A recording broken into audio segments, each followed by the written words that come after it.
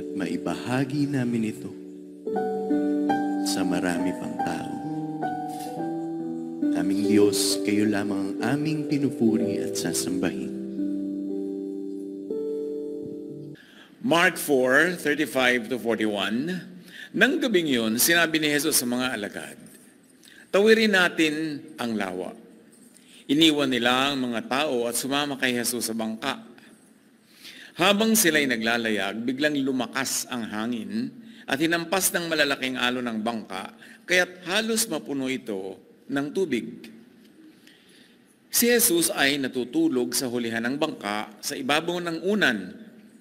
Ginising siya ng mga alagad at sinabi, Guro, wala ba kayong pakialam? Malulunod na tayo. Bumangon si Jesus, sinaway ang hangin at sinabi sa lawa, tahimik, tumigil ka. Tumigil nga ang hangin at nagkaroon ng ganap na katahimikan. Pagkatapos ay sinabi niya sa kanila, bakit kayo natatakot? Wala pa ba kayong pananampalataya? Ang bagyo, anatomy of fear. Panginoon, kayo po ang siyang mangusap. Turuan niyo kaming humalaw ng mga katuruan, mga leksyon sa buhay, sa kasaysayang itong aming binabalik-balikan at hindi maubus-ubusan ng leksyon para sa amin. Kayo po ang magpaliwanag at gabayan niyo kami upang lalo naming kapulutan ng mga maghahalagang aral ang kasaysayang ito. Sa ngalan ng aming Panginoong Hesus at iyong anak, ito po ang aming dalangin. Mark 4:35-48. Matapos ang kanilang mga gawain, sabi ni Jesus, let's cross to the east side. Hindi naman sinabi niyang, let's sink to the bottom. Sa simula pa lang, sinabi na niya, magiging ending ng kanilang biyahe na yon. Sabi niya, let's cross to the other side. A storm struck, the boat was about to sink, and Jesus was asleep in the back of the boat, his head on a pillow. He was a vision of serenity, of peace and rest, in spite of what was happening in the weather.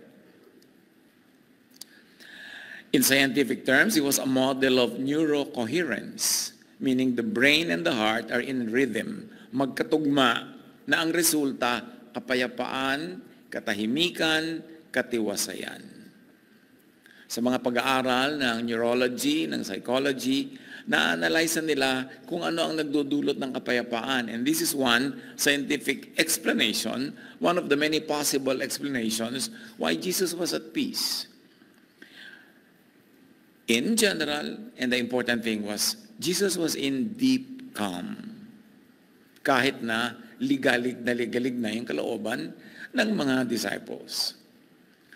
And more appreciation through the additional lenses of cognitive science, psychology, and even quantum physics could be enjoyed when we look at the miracles, when we look at the deeds, the outstanding deeds of Jesus. Sa heart-brain science, sinasabi, in calm states, the heart sends stable electrical patterns to the brain, resulting in increased clarity, creativity, and empathy. And all of these truths are already clinically useful, being used by psychiatrists, by psychologists, by clinicians to pacify people, to bring them at ease, especially those who are having panic attacks, those who are being anxious and stressful. Meanwhile, sinabi sa Isaiah 26:3, you will keep in perfect peace those whose minds are steadfast because they trust in you. A very spiritual presentation of what we have just discussed clinically. That there is this agreement between the heart and the brain, and so the body is at peace. Tiwasay si Jesus in tune with the Heavenly Father, hindi in tune with the earthly weather. Pagka lagi ka lamang na in tune with the earthly weather, siyempre up and down ang iyong emotion, up and down ang iyong kapayapaan or lack of it, dahil paiba-iba ang panahon. Jesus was aligned with the heavenly frequency and energy. Call it the power of heaven. Jesus was positioned to command, to recreate earthly physical realities. Why? Because sa loob siya ay matining. Payapa, tahimik, kalmado, steady ang kanyang kalooban, kaya kaya niya ring patahimikin at payapain ang labas galing sa kapangyarihan na nasa loob. Spiritually, this is explained, and now even through the use of science and even quantum physics, this could be better appreciated. In quantum terms, Jesus resonated with the heavenly creative source. So physical reality responded in order. Sa ating paghahangad, sa ating pagtatangka na lalo pang maunawa ang mga hiwaga na tinatawag, ay ating ngayong sinasanggunian ang mga available knowledge, the technology, science, and advances in research make available to us. Walang naiiba, lumilinaw lang yung dating puro hiwaga lang at hindi maipaliwanag. Jesus tells believers that they could do the same if they believed, if they received heaven's power. Nakakapagtaka kasi, bakit sabi ni Jesus, ito mga ginawa ko, magagawa nyo, mahihigatan nyo pa. Paano yung mechanics? How can that happen? How can that be done? At atin ngayong sinisikap magkaroon man lang kahit konting siwang ng liwanag para mas maunawa natin yung mechanics, how the believers could be enabled. Thankfully, the sciences are giving us more tools to understand the mechanics. Sabi ng Mark 11:23, truly I tell you, if anyone says to this mountain, go, throw yourself into the sea, tulad ng sinabi ni Jesus doon sa bagyo, tumahimik ka. Pareho lang yon, inuutusan yung kalikasan. And does not doubt in their heart, but believes that what they say will happen, it will be done for them. Alam ng lahat na sinabi ito ni Jesus. Alam ng lahat na yung tinutukoy ni Jesus na yun ay hindi isang bugtong, kundi isang katotohanan. Pero paano yun ma-operationalize? Sabi niya, kung nananalig kayo, hindi kayo natitinag ng alinlangan o pagdududa, utusan niyo ang bundok na yan na tumalon sa dagat at gagawin niya. So, maniniwala ba tayo doon? And at the same time, hindi naman tayo maniniwalang kaya natin gawin? Paano nangyayari ang mga bagay na ito? John 14:12. Whoever believes in me will do the works I have been doing, and they will do even greater things than this. Ang laki ng homework natin, ang laki pa ng assignment. Kasi ang dami-dami pang ginawa ni Jesus na nikat kalingkingan na hindi natin nagagawa.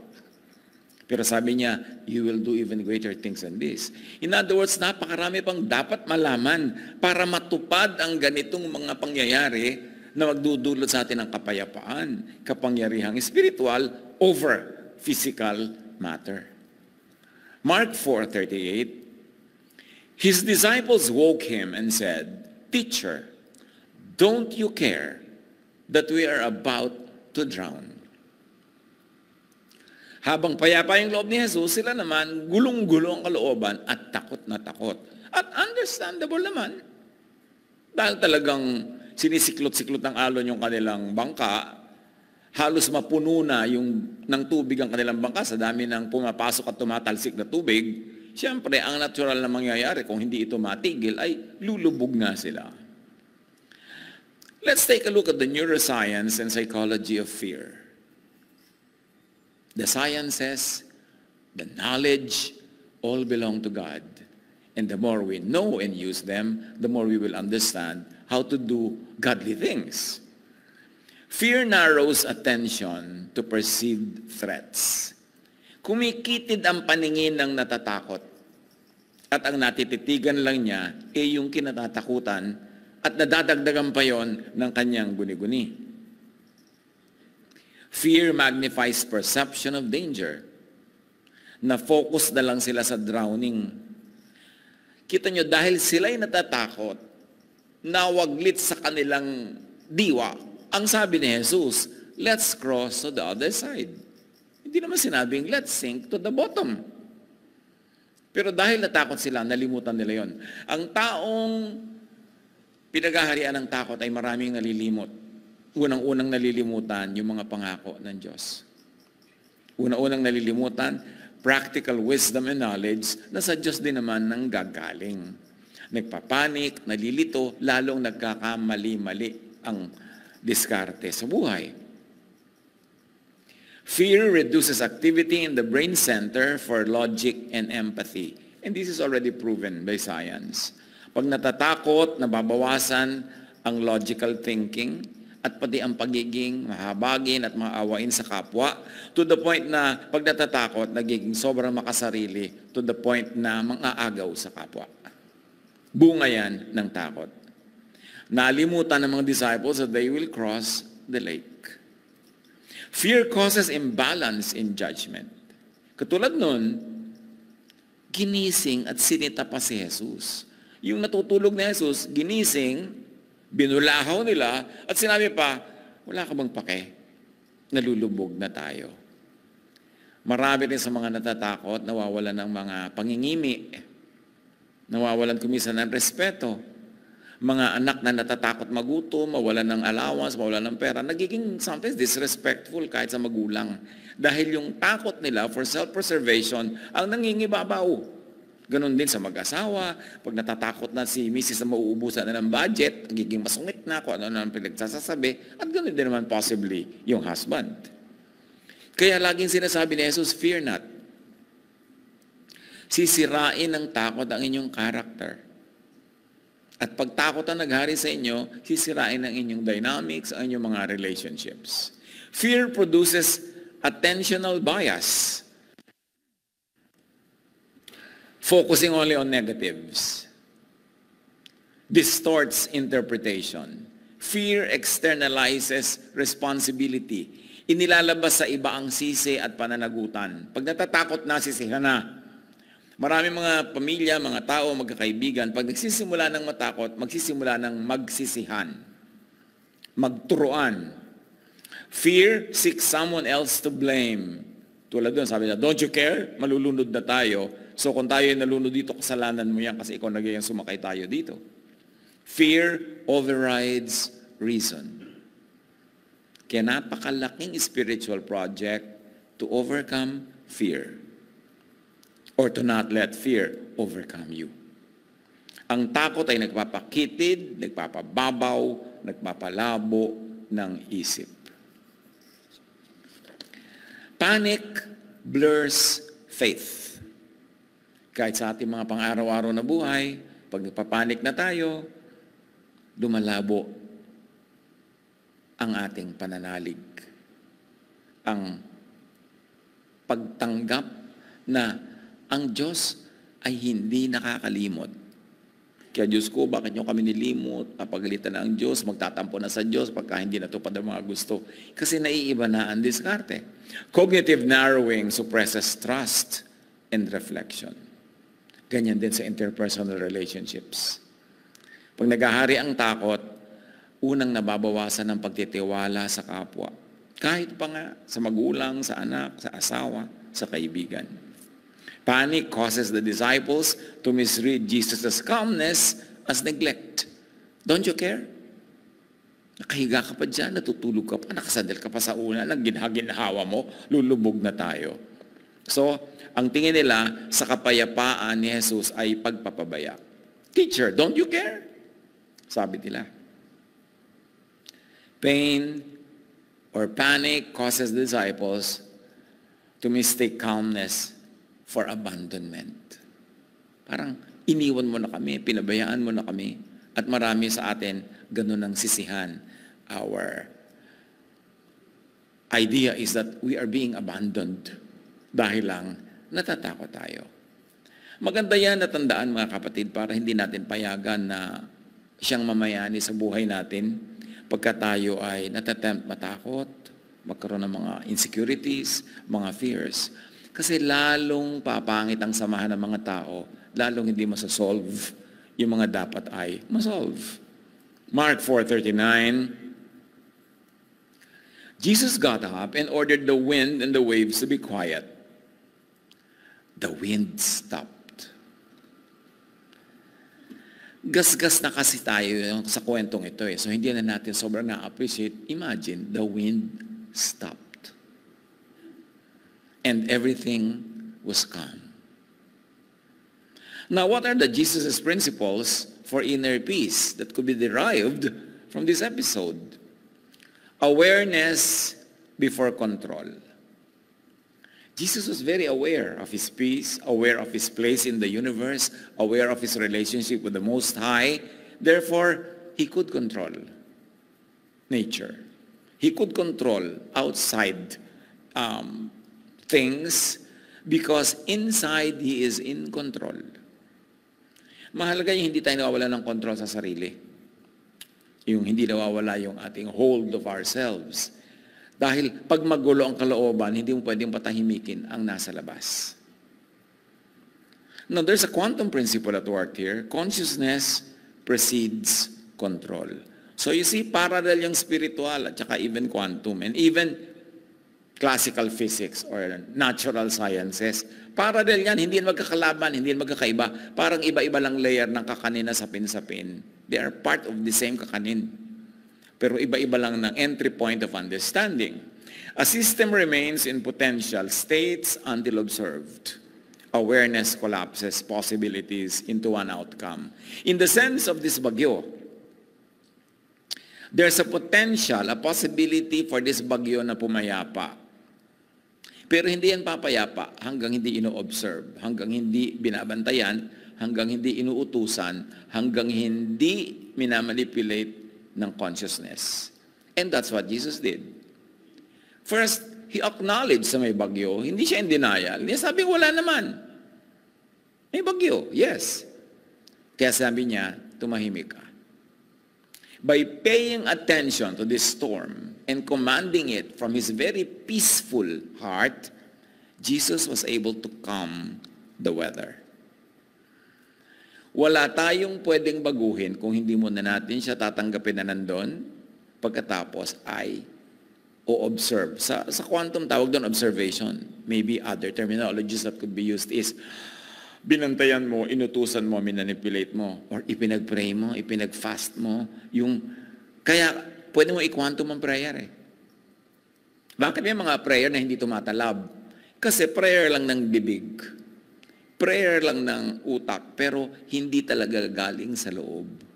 Yung nagpe-pray ka, pero hindi ka talaga naniniwala. Diyos ko, pagalingin niyo po nanay ko. Parang hindi naman siya gagaling, pero pagalingin niyo rin po, baka sakali. Hindi mo makakwantum yan. Hindi mo yan ma-observe. Kasi dapat yung kalooban mo at yung nasa labas, dapat agree. At yung isip mo at damdamin mo at puso mo, one line magkaka-agree. Pagka nag-align yan, bubukas yung tinatawag natin na Goldilocks moment na nakabukas lahat ng pitong tapat-tapat. Pagdaan ng prayer mo, pasok. Lalampas. Kaya dapat may agreement. Agree ang iyong isip, sa iyong puso, sa iyong damdamin. One, you are whole. And therefore, you can make broken things whole also. Jesus never denied the storm. You can never solve anything if you're in denial. Yung adik ka na, hindi pa ako adik, ano lang yan. Gusto ko lang. Yung huwag kang mag-in denial, tanggapin mo yan, and then you begin from there. And from a peaceful heart, you can silence and you can quiet a troubled weather. So Jesus acknowledged, in other words, he observed it, then addressed it. O sabi, sige, adik ako, okay, anong gagawin ko? Magbabago ako ng habits. Titigilan ko to, titigilan ko yun. Meron kang gagawin. So dapat yung iniisip mo, yung ginagawa mo sa labas, agree. Then, you will have the spiritual power. Call it, you will have the quantum energy to do it. The calm center ordered calm surroundings. Jesus' peace pacified the storm. Bakit hindi napatahimik ng mga disciples? Surely, prayerful yung mga yan. Siguro pa, in Jesus' name, tumahimik ka. Pero actually, ang gulo-gulo ng kalooban mo, tapos gagamitin mo yung pangalan ni Jesus, nagpapanik ka. No, you cannot order peace from a troubled heart. Kaya iba, makikita mo yung prayer ng pray, yung Jesus name, dinadaan sa sigaw, in Jesus name. Pero wala talaga mangyari. Kasi ang paggamit ng pangalan na yan, dapat naka-align ka sa ibig sabihin ng pangalan na yan, which is peace, calm, love, serenity. Hindi magkatunggali. Alignment with heavenly power before authority over matter. Kaya sabi ni Jesus, if you believe, you can do it. Neuroscience and psychology says, acknowledged emotion comes. I-acknowledge mo, oo, nagpapanik ako. Yung palang i-acknowledge mo yon, magsisimula ka ng kumalma. Huwag ka in denial. Natatakot ako, ninenervyos ako. Sasabihin mo sa asawa mo, alam mo, ninenervyos ako, kumukunti na yung savings natin. You can begin to be calm by saying it and by acknowledging it in a peaceful way. Truth sets free. Even if the truth that at hand is not the truth that you want to be, but you begin from the truth at hand. Kung ano yun, doon ka magsisimula. O, ang anak natin talaga, slow learner. Acknowledge it. Huwag mo sasabihin, hindi pala kasi siya adjusted, blah, blah, blah, blah, blah, blah. I-acknowledgement para masimulan mo siyang solvent.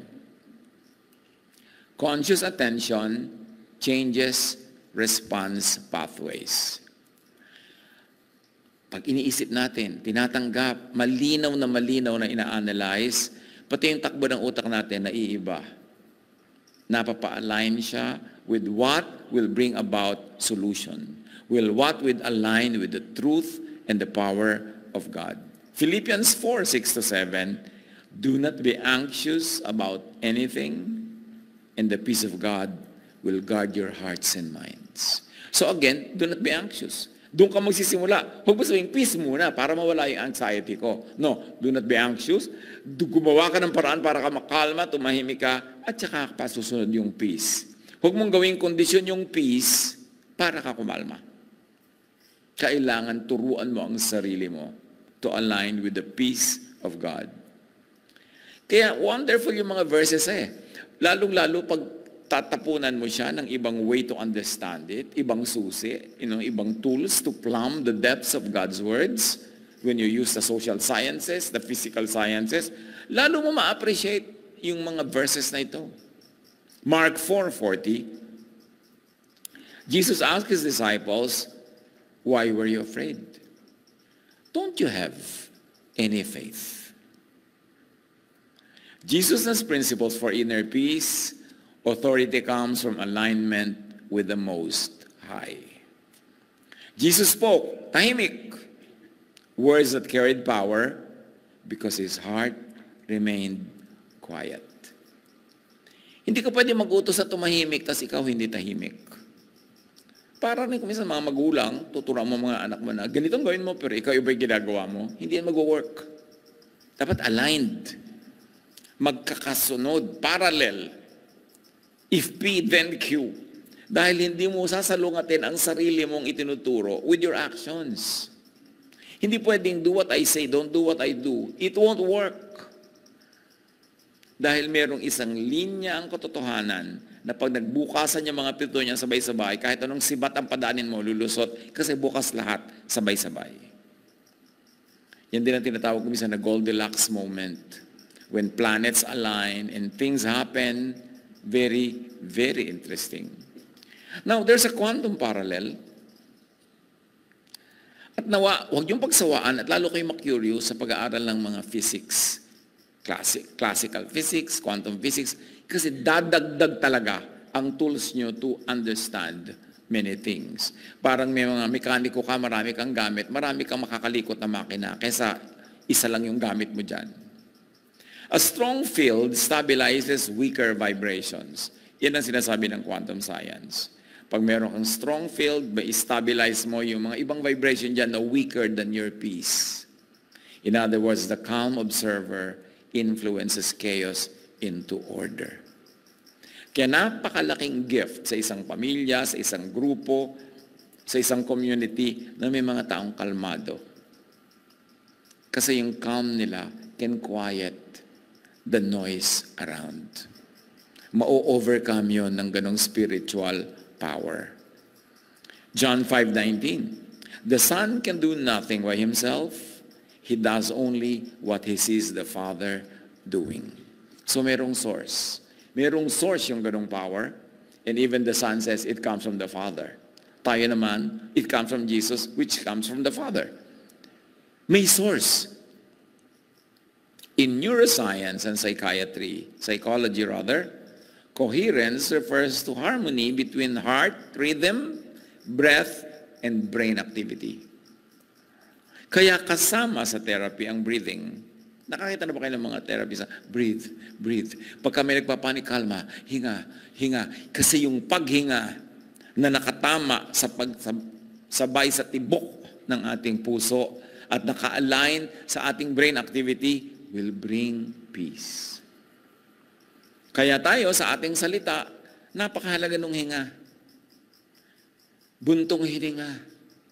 Di ba pag may problema ka, parang bubuntong hininga ka kasi sa pag-release mo ng hininga na yon, na-align yung mga rhythm ng iyong katawan. Kaya kailangan mo rin ng pahinga.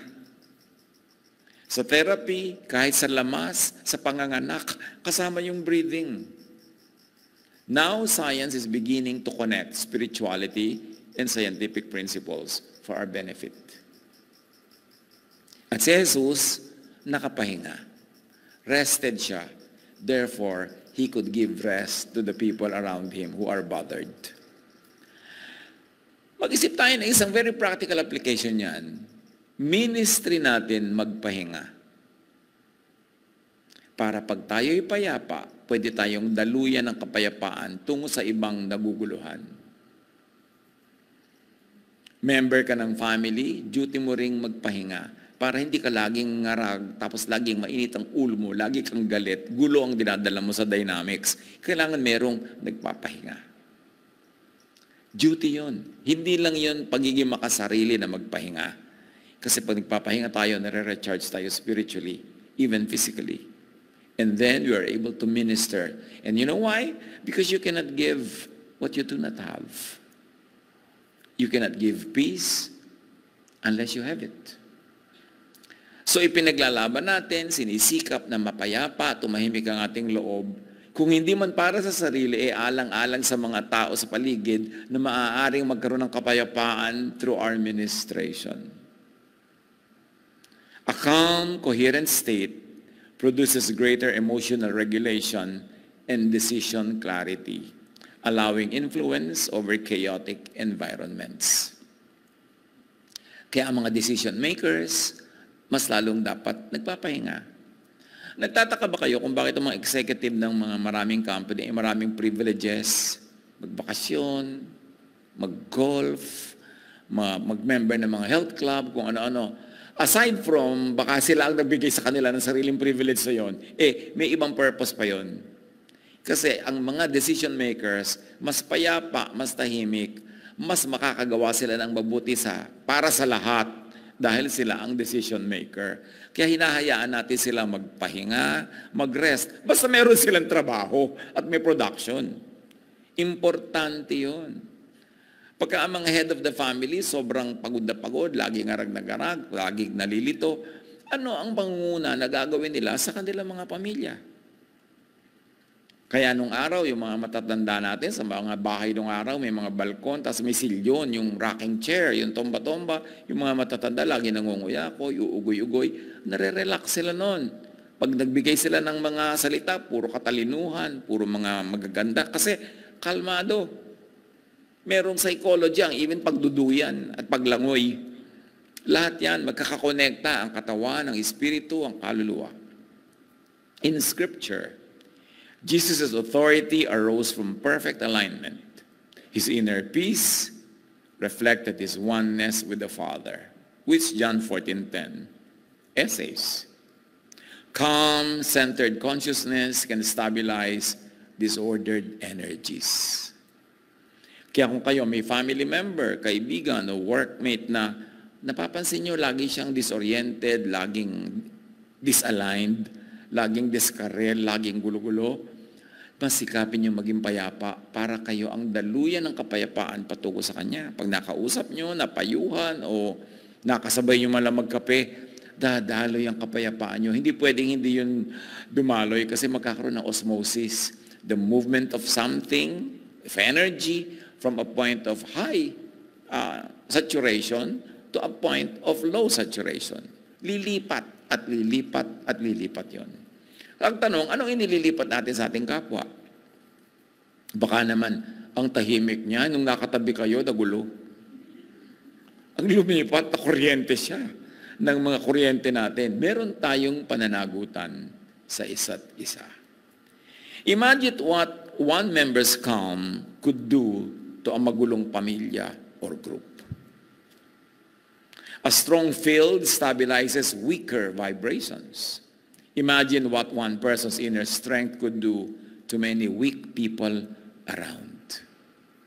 The calm observer influences chaos into order. In other words, the peace of Jesus empowers His word, and calms the storm. Ganun ba tayo? Yung ating kapayapaan will calm the storm around us. Kaya hindi natin dapat pinupuno every waking hour with activity. Kailangan may pauses, may quiet time, may quiet moment para tayo kalmado. A calm person quiets a troubled room just by entering it. Mararamdaman nyo yun. If a person is spiritually powerful and charged, pumapasok pa lang sa room, napapayapa na yung mga energies doon. Meron man baligtad. Pagpasok niya, nakuryente ang lahat. Dahil yung energy niya napaka-negative. So dapat yan talaga sinusuri. Mark 4:41, now they were more afraid than ever. Sabi ni Jesus kasi, tumahimik nga yung bagyo. Tapos sabi niya, wala pa ba kayong pananalig? Now they were more afraid than ever and said to each other, who is this? Even the wind and the waves obey him. But the point is this, not who is he, but who are we by the power of Jesus? Sabi ni Jesus, all these things I did, you can do. If only you believe. Kaya yun ang homework. How to develop this faith to the point that you can move mountains. O kahit mga, kung ano-ano lang yung mga maliliit na bagay muna sa simula. And hindi lang yan physical, metaphorical din yan. Napakaraming parang imposible na magiging posible pag tayo'y pinaghaharian ng kapayapaan ni Jesus. Now, itong ating paulit-ulit na binabasang kwentong ito, this is not just a story of the weather. It's a story of the mind. The mind ng disciples at mind ni Jesus. So parang may bagyo. Pero ang tunay na kwento ay yung bagyo sa loob ng utak ng mga disciples at yung calm weather sa loob ng puso ni Jesus. Yun ang tunay na kwento. Nasa labas, sa tubig at sa hangin ng bagyo. Pero nasa loob, sa puso, sa isip, based on the senses, ang takot. Pwedeng bumabagyo sa labas, sa ilalim ng bangka, sa paligid ng bangka, pero hindi ka matakot sa loob. Kasi iba yung loob mo sa labas. At ipinakita yun ni Jesus, pwedeng may bagyo na tulog ka. Pwedeng takot ang lahat, pero hindi ka takot. Pwedeng nakakatakot ang labas, pero hindi ka natatakot. So it's only a matter of, where is your heart? What is the situation of your mind? So it's not the presence of danger that should affect you, but the presence of God. It's not the absence of danger that should make you peaceful, but the presence of the Spirit of the Lord in your heart. Dapat nating i-define, mga kapatid, yung loob at labas. Okay, ito ang nangyayari sa labas, pero ikaw ang pwedeng kumontrol ng nangyayari sa loob. Okay, inaaway ka ng kapitbahay mo, nasa labas yun eh. Pero ano ang nangyayari sa loob mo? Magagalit ka rin ba? Papayag ka ba? Makikipag-away ka ba? Tinutukso ka, tinetempt ka, niyayaya ka, nasa labas yun. Pero ang kwento is, anong nasa loob mo? Kasi pag hindi mo pinayagan yun sa loob mo, hindi yun papasok. Hanggang labas lang yun. Because binigyan tayo ng Panginoon ng kapangyarihan to be in control of our spirit. Kaya lang yung iba, they abandon the control, they give it up, kaya mukhang wala silang control. Pero meron. Ipinangako yun. You exercise that power. Okay, may temptation sa labas. Nasa labas yun. Hindi yun pwedeng pumasok pag hindi mo papapasukin. Tulad nung bagyo, hindi naman pumasok sa puso at loob ni Jesus. Fear is a reaction. A chosen reaction. Pwedeng pumili ng ibang reactions. Pwedeng mag-react differently. Because the same heat that melts the wax hardens the clay. So the same factor that makes people afraid can actually make you more peaceful. It's your choice. Kaya itong spirituality, mga kapatid, is actually mind discipline. Mind project. Kasi hindi lang sabi mo, I have faith, I have faith. Kailangan mag-practice ka. A mental practice becomes an emotional calisthenics. 1 Samuel 17:45-47, isang exhibit ng may danger sa labas. You come to me with a sword and spear, but I come to you in the name of the Lord. Sabi ni David, I come to you in the name of the Lord. You come to me, may hawak ka dyan mga armas, but I come to you, iba ang hawak ko, pananalig sa kapangyarihan, sa pangalan ng Panginoon. Same danger, different lens. Faith reframed the threat. Framing lang yan eh. Paano mo kinukwadro? Paano mo ginugrupo yung mga ideya at i-interpret mo para sa iyong buhay? Neuroscience says that when you're under stress, the brain's emotional alarm center releases stress hormones like cortisol and adrenaline. These chemicals are useful because they prepare the body for fight or flight. Nakakatulong yan, but they also suppress the rational, calm, and analytical parts of the brain. Pag natakot tayo, naiiba yung ating blood chemistry. Nag-release ang brain ng cortisol, adrenaline. Kaya di ba pag may sunog, na kaya ng nanay mong buhatin yung ref? Kasi na-release yung adrenaline into the blood. Yung inihanda tayo ng isip natin para harapin ang panganib. Pero nung tapos na yung sunog, hindi naman nasunog yung bahay mo, hindi na niya maibalik ang ref. Kasi wala na yung danger at nawala na yung adrenaline sa blood, nag-normalize na, kaya normal na rin yung kanyang energy. So useful yan. Pwedeng makatulong. Natakot ka, ang bilis mong tumakbo. Na outrun mo yung humahabol sa'yo, adrenaline yon. Pero ang pag-release ng adrenaline into the blood, meron din yung negative effect. Nasusupress yung ating kapayapaan, yung ating katahimikan, at yung husay mag-isip at mag-analyze. Kasi nababypass yun eh. Ang nagiging mode mo lang is to survive at what cost and at any cost. Pero kaya merong disadvantage. Peace and reason arise when meaning and purpose replace helplessness. Tulad doon, sabi niya, I come to you in the name of the Lord. May purpose ako, so nagkakaroon ako ng peace. Nadadai ko yung threat mo. Because meron akong higher goal, higher objective, higher reason for being here. Kaya pag tayo nakasubscribe sa high reason, o bakit ka ba nag-aaral? Ba't ka enrolled? Kasi ang high reason ko dito, makatapos, gumraduate, para magkatrabaho ako at matulungan ko ang magulang ko. So, natusurpass nun yung mga temptation na niyayaya ka na classmate mo umabsent, yung niyayaya ka ng mga tao maglakwatsa. Kasi may higher goal ka eh. So, nandito tayo sa school para gumraduate, hindi para maglakwatsa at mag-repeater. So, ang tanong mga kapatid, anong higher goal?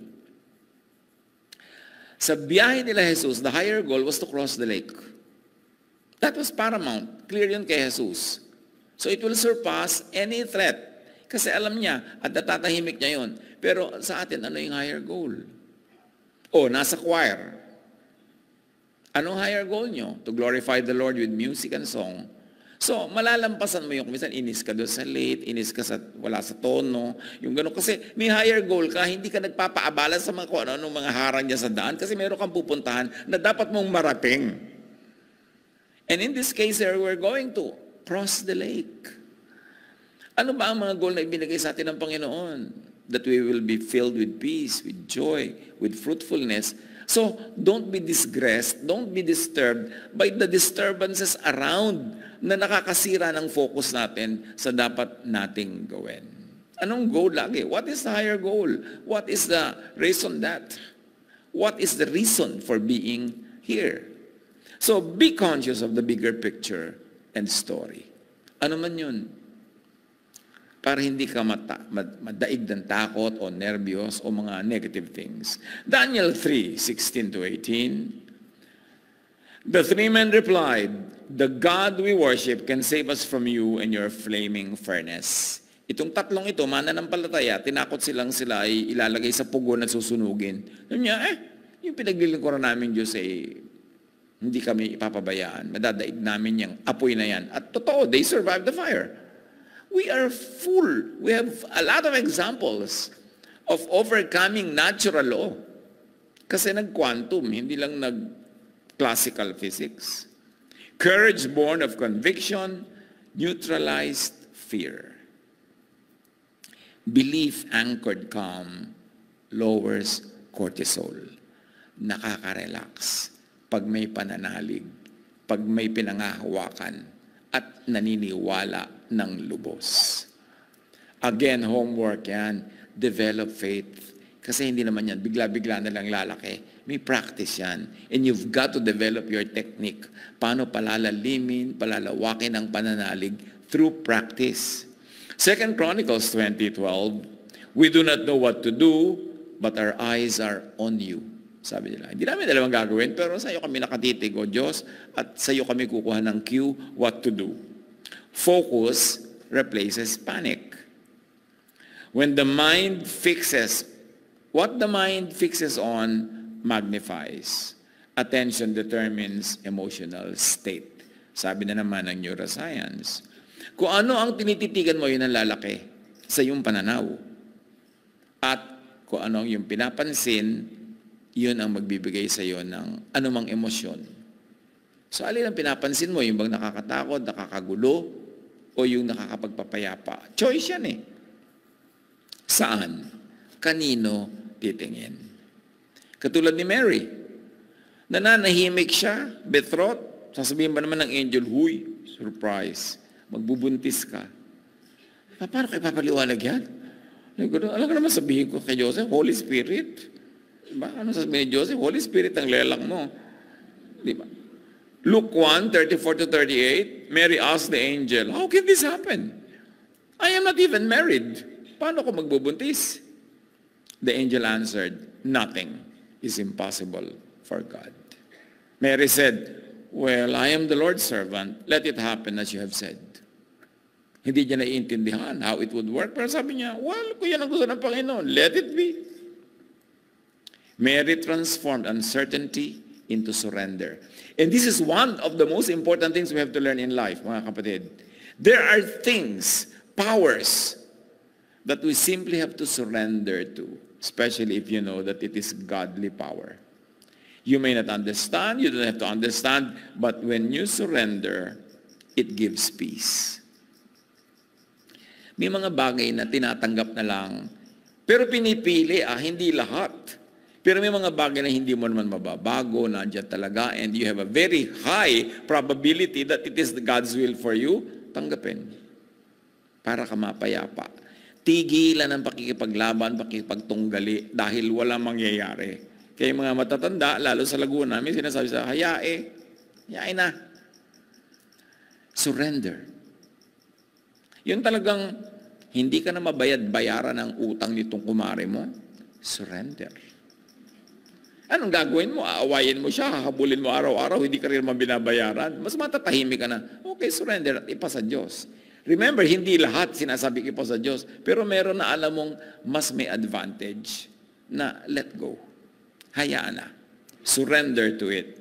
Because acceptance activates calm. Peace follows consent. There are times na mas mahalaga yung peace kesa sa ano pa man.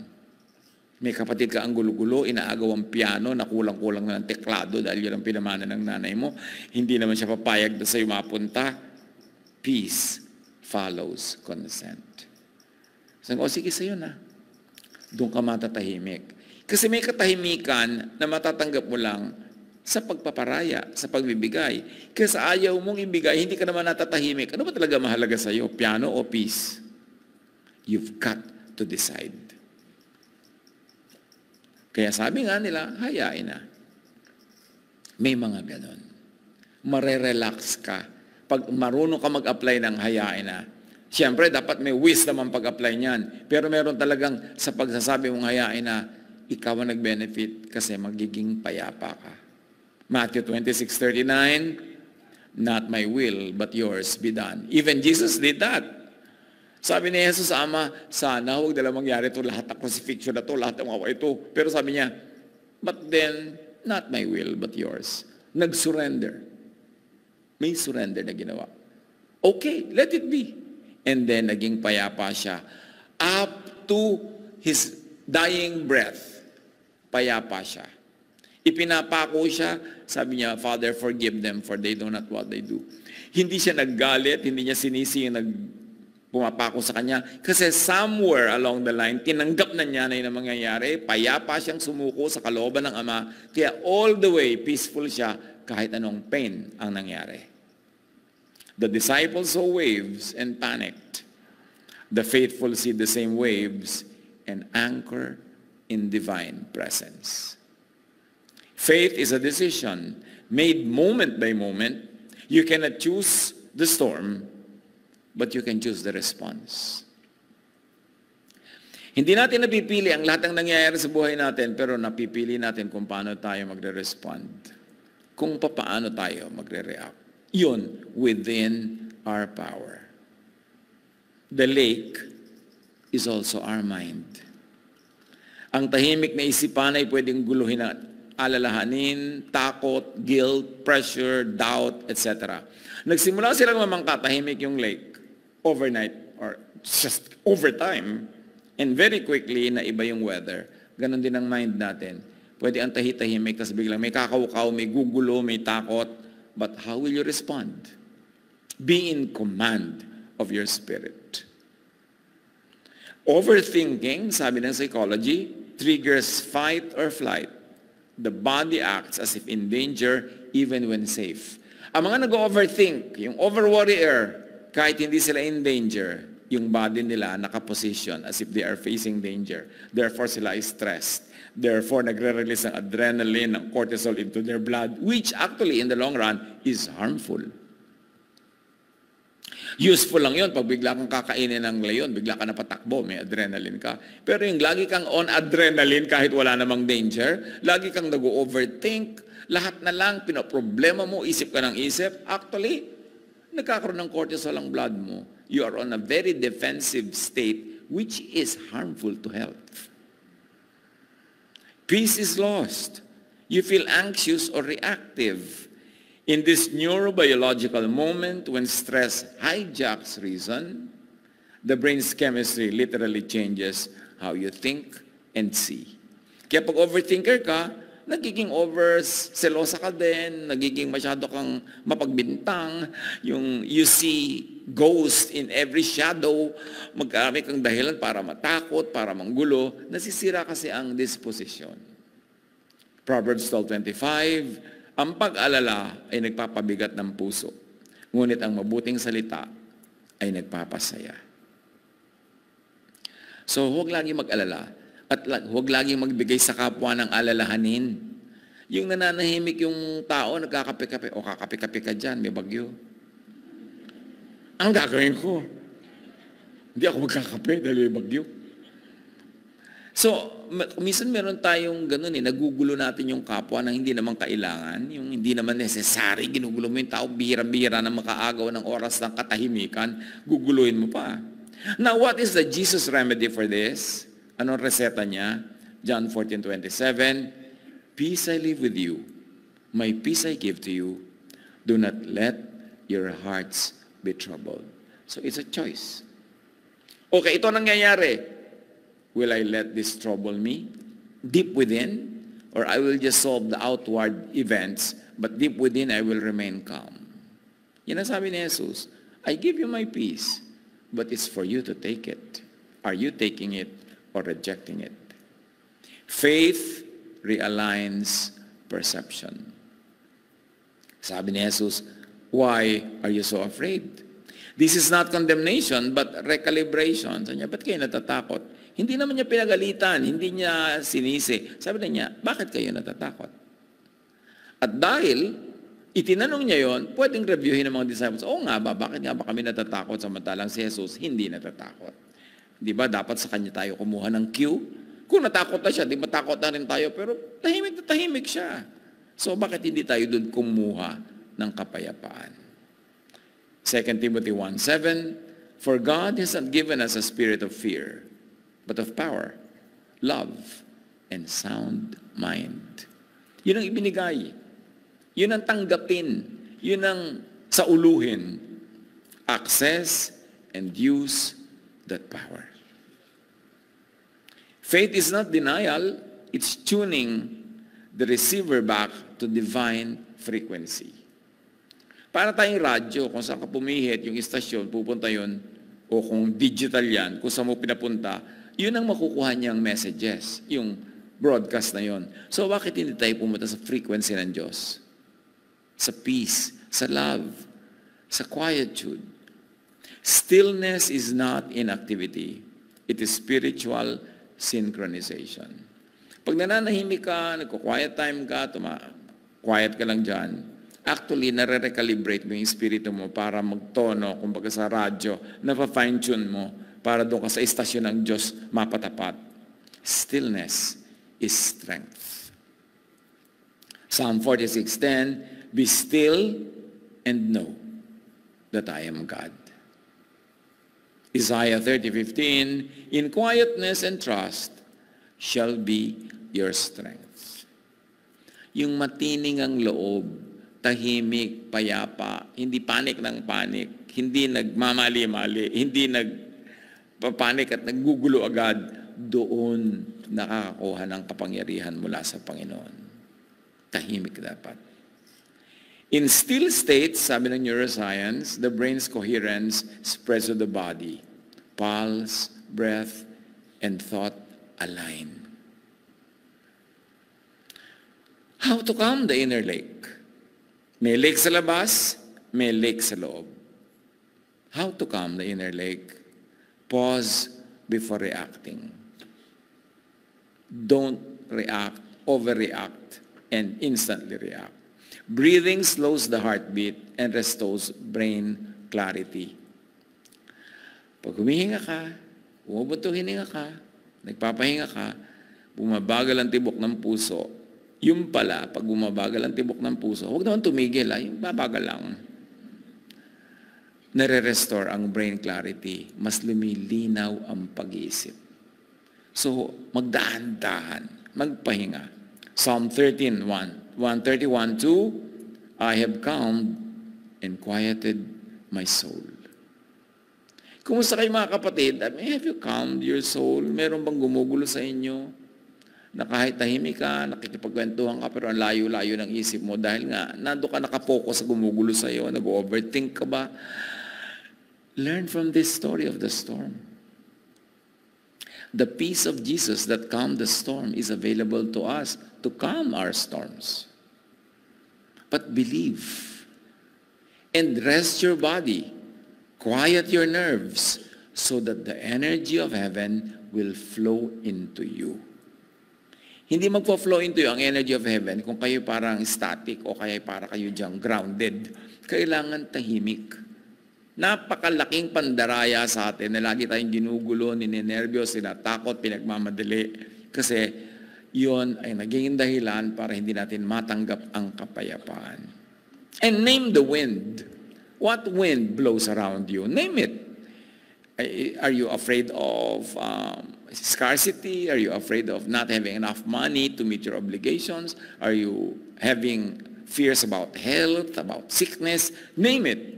Then acknowledge it and conquer it in the name of the Lord. Identify the emotion. Pwede mo sabihin, I'm angry. Sa mga psychologists, pinapa-encourage siya yung sabihin sa iyo, ano bang nararamdaman mo? Sabi ng counselor, I'm angry. Because when you acknowledge it and give it a name, that's the first step to controlling it. to putting it under control. Pero sabihin, I am afraid. Pero pag in denial ka, natatakot ka, pero hindi ka nagpapahalata, kumukulo ang loob mo doon, pero payapa ka sa labas, magkaiba, hindi magkatugma, therefore walang magaganap na healing. Naming begins taming, sabi ng psychology. Labeling emotion decreases panic. Kaya mahalaga na ang counselor, kahit church counselor, religious counselor, lalo na religious counselor, marunong ng psychology, ng science. Kasi kung minsan, iba ang ginagawa ng counselor yung umiiyak ka, huwag kang iiyak. Christian ka. Namatay po nanay ko, Christian ka, have faith. Ang ituturo sa'yo, nitong si Christiana, denial. Kaya ikaw naman, naggaganong-ganong ka dahil Christian ka, tapos bigla ka nalang maninig ka sa parang bato. Kasi in denial ka. Kasi maraming ganon. Akala nila pagka Christian ka, hindi ka nalulungkot, hindi ka umiiyak, hindi ka nagugutom, hindi ka natatakot. But the first way to healing is to give it a name. Kaya nung si Jesus, nung kaharap niya yung demoniac, sabi niya, what is your name? You've got to give it a name. Don't be in denial. So, pwede mo sabihin sa asawa mo, alam mo, nagsiselos ako. Nakakalong lang si kumare, nagsiselos ka na. Yung para yun lang. Give it a name. Nagsiselos ako, nagagalit ako. It's the beginning of solving it. Hindi ka kikibo, dadabog-dabog ka, pinipilas-pilas mo lahat yung mga papel dyan. Anong ginagawa mo? Wala. Pero in denial ka, walang masasolve. Kailangan, give it a name.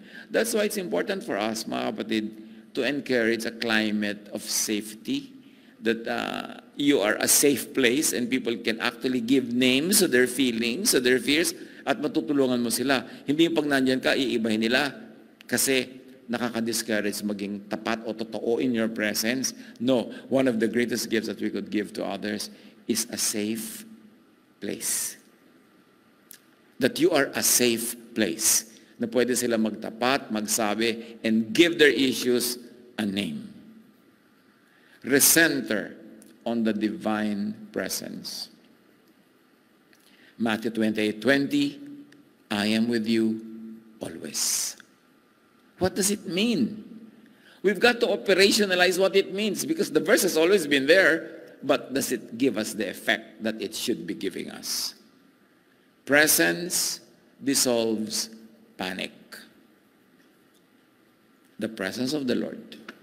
Bisan tao lang nga, pag dumating yung tao, parang nasolve mo na yung problema. Kasi ganun talaga yung gift of presence. That's why we should be able to give that gift of presence to people. That when we walk into the room, calm reigns. Assurance happens. And people relax. Let Jesus speak peace into your narrative. Ang narrative ng mga tao, storm sabi ni Jesus, be quiet, storm. Allow the tone of His voice to become your heartbeat. When Jesus speaks, be still inside you. Your body, mind, and soul begin to obey. In fact, according to studies, ang ating mga body parts, even our cells, obey our thoughts. Proven yan. Yung thought, anong sinasabi mo sa katawan mo? Sinasabi mo bang matakot ka, nervousing ka, stress ka? Kasi our body parts obey our thoughts. Kaya mahalaga yung discipline of the mind. Huwag laging, wala tayong pera, kapos, kulang. Yung wow, ang laki ng bahay nyo, hindi, ang liit. Yung, ang sarap naman ng handa mo, konti nga So, mamaya, papakinggan ka ng pagkain. Sa susunod, konti dalag talaga, wala ka ng pera. Dahil, konti pala, ha? Nakikinig sa isip natin, sa sinasabi natin, sa paniniwala natin, ang nature. Kaya sa umagang-umaga pa lang, meron lang isang nalaglag na tasas, sira ng araw ko. Talaga, curse mo na yung buong araw mo dahil lang doon. Dahil susunod sa iyo yung araw. Papakinggan ka. Why? Because we have the spiritual power, the God-given power that we should use correctly. Si Jesus sabi niya sa storm, be still, be still. Ikaw, ano sinasabi mo sa paligid? Kailangan bless. Bless your children. Bless everybody kasi susunod yan. And there was great calm. Sabi ng Mark 4:39. True calmness begins not when waves stop, but when fear stops interpreting every wave as disaster. Hindi lahat ng wave ay disaster. Stop interpreting that way. Hindi lahat ng mga pangarap mong hindi natupad, a curse, pwede yun na blessing. Kasi dapat pala talaga hindi matupad kasi kung sa kanod dadalhin. May mga parang kabiguan na actually pala ay tagumpay. Don't call every wave a disaster. Because when you do so, susundin ka, magiging disaster nga. Ito ang napakatagal ko nang ipinaggigiitan sa ating mga mananampalataya. How to operationalize the wonderful works of what we call miracles. How we can bend nature according to the will and power of God for us. How we can command matter to obey our spirit, our thought, and how we can even control our body, even our health, our well-being by controlling our thoughts. Because the storm is outside, it should not be inside. And when you are peaceful inside, you can calm the storm outside. The sea will always move, but you can always rest because Jesus is in your boat and in your heart and in your mind. Turuan niyo po kami, Panginoon, to internalize this reality that it's not the storm outside, but Jesus inside our hearts that should command our peace, that should command our behavior and our attitude. Ituro mo sa amin ang mga napakaraming magagandang bagay na pwedeng matutunan sa kwentong ito, especially when seen through the lenses of the sciences, to the lenses of other knowledges and other disciplines.